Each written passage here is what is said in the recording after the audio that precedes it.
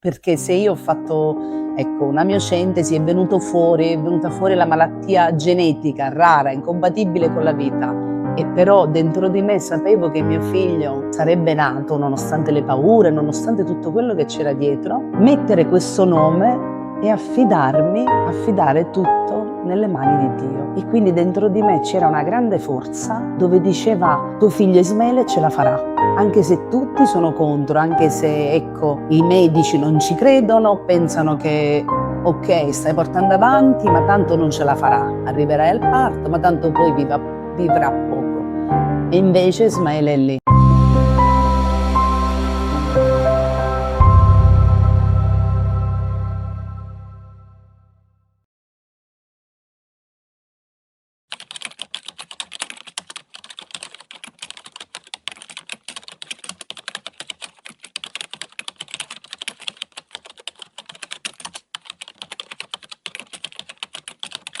Ciao a tutti e benvenuti nel nostro canale.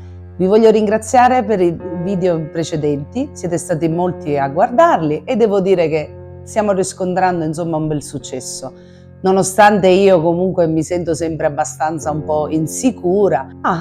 Grazie a tutti voi che ci sostenete. Allora, oggi parleremo di un argomento che spesso in molti mi hanno chiesto: come mai hai scelto questi nomi così particolari per i tuoi figli? Mia figlia si chiama Violante, la maggiore, e il fratellino Ismaele, per chi non lo sapesse ancora. Allora, il nome Violante è un nome che io ho avuto sempre nel mio cuore, era un mio nickname, mi piaceva tantissimo il colore viola e dentro di me pensavo: se un giorno avrò una figlia mi piacerebbe chiamarla così. Poi mi ero documentata e avevo visto che c'era un'attrice, Violante Placido, però vabbè, comunque mi piaceva questo nome, era particolare rispetto magari ad altri nomi usuali. Ho sempre avuto comunque un'attrazione per ciò che è più originale, meno ordinario.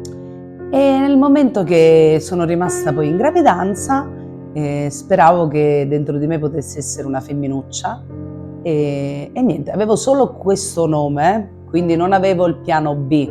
E se fosse stato maschietto? Quindi mia figlia si è fatta vedere in ritardo, devo dire, dopo oltre 5 mesi e mezzo, perché stava sempre girata, quindi mi avevano dato una probabilità alta che fosse femmina, io dall'altra dicevo: e se poi non lo è?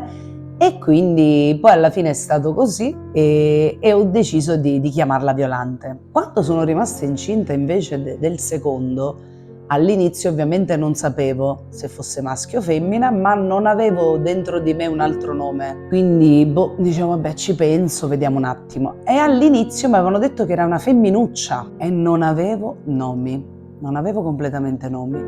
Ma mio marito un giorno venne a casa e mi disse che aveva fatto un sogno e aveva sognato questo nome Ismaele. Anche quello è un nome parecchio particolare. E allora mi sono andata a documentare sul significato, perché Ismaele è un nome biblico e Ismaele c'ha una storia dietro e non poteva essere un caso questo sogno sul nome Ismaele. E chi è Ismaele? Cosa c'è dietro la storia di questo nome? Ismaele è un figlio illegittimo tra Abramo e la sua schiava Agar. A quei tempi Sara non aveva ancora figli, passavano anni e così decide di lasciar fare. Lei rimase incinta di questo bambino, ma poi, presa dalla gelosia, decise di mandarli via, di abbandonarli nel deserto. Quindi è una storia tosta dove, nonostante questo piano, questa voglia di avere un figlio, nasce poi questa gelosia, questa invidia. E nonostante ciò, questa donna con un bambino si ritrovano nel deserto a morire, ma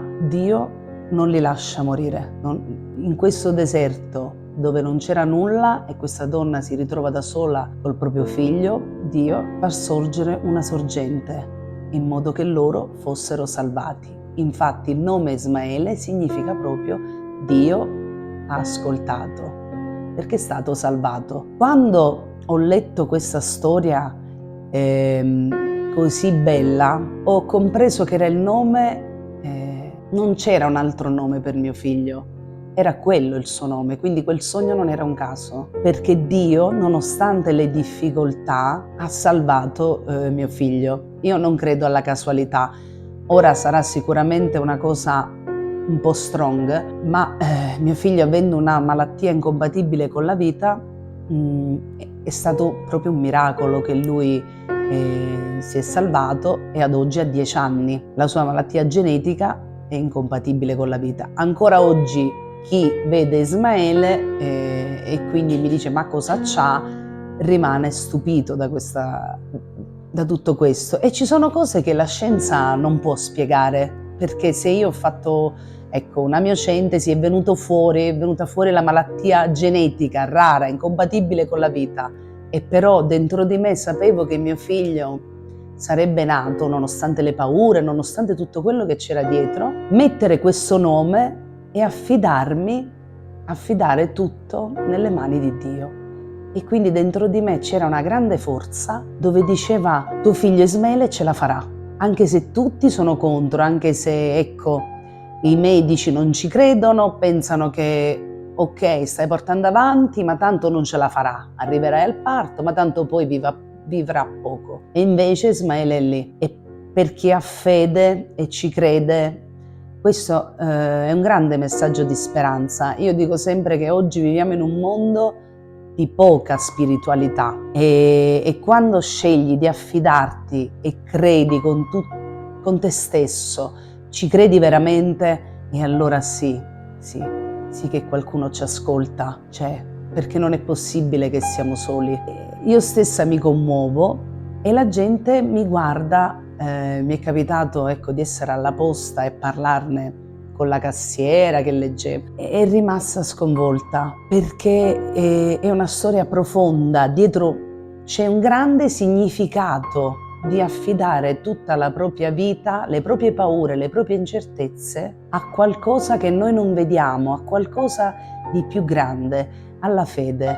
E oggi si stenta a parlarne, nessuno ne parla, si ha quasi paura, quasi timore, quasi vergogna. Io invece devo dire che è grazie alla fede che mi ha salvato da tutto questo, altrimenti penso che oggi non sarei qui a raccontarvi questa storia su mio figlio. E non c'è cosa più bella di poter condividere questo amore infinito. E proprio la storia di mio figlio e magari di tanti altri bambini che non conosco. Noi abbiamo una cosa straordinaria oggi, che sono i social, che ci mettono in comunicazione, possiamo lanciare dei messaggi di speranza, dei bei messaggi, dove non c'è solo la singolarità, solo l'individualismo. Io vedo adesso tutti che vogliono rincorrere un qualcosa di personale, ma noi da soli non possiamo farcela se non abbiamo qualcosa a cui ancorarci, qualcosa di fermo. Da soli noi siamo persone sole e spesso i mezzi di comunicazione, i social, ci vogliono soli, fragili, ma quando c'è Dio dietro che ci sostiene, non siamo più soli. Io ho riversato ogni mia preoccupazione, ogni mia cosa in Lui, e mi sentivo come Agar. Ho provato le stesse sensazioni in un deserto. Intorno a me non c'era nulla, nessuno a supportarmi, nessuno.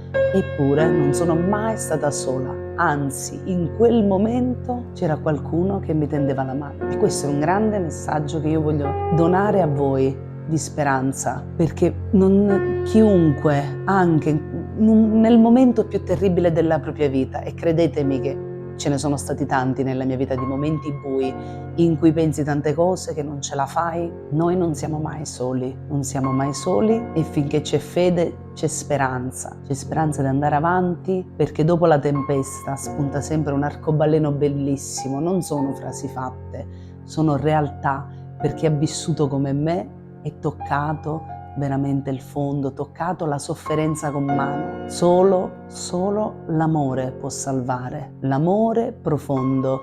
E allora lì che poi si risale, piano piano, con fatica. Non bisogna mai abbattersi. Oppure sì, ci abbattiamo perché siamo esseri umani, ma dopo dobbiamo ripartire più forti di prima. Spero che veramente vi possano arrivare le mie parole da tutto il mio cuore, e vi mando un grande abbraccio. Vi aspetto nei prossimi video. Ciao a tutti!